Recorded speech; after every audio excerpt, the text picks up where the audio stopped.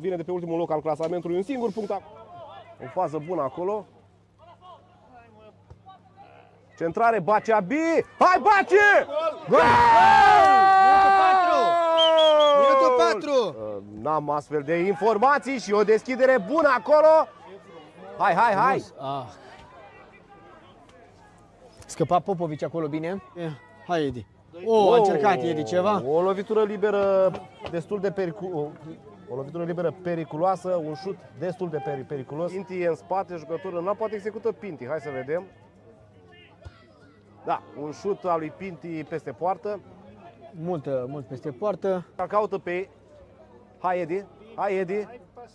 Na. Ciuștea acum. Hai, și! Gol!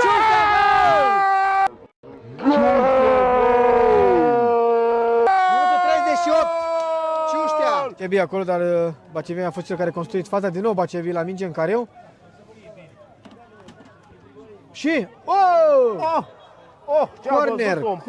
Corner, minutul 47. Tot Baceabi Minut... Și... Ocazie mare acolo. Cum a respins de acolo. Centrare, pe liber acolo.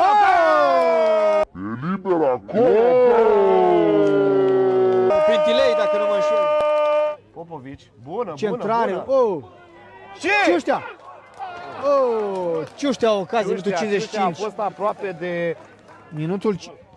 bine la Ciuștea, bravo. Ciuștea pe lângă golul. Și s-a terminat partida 3-0 pentru Gloria Ultra. Ne bucurăm pentru un succes frumos și vă dorim weekend liniștit și plăcut în continuare. Ne revedem săptămâna viitoare la Rădăuți. Forța Gloria Ultra!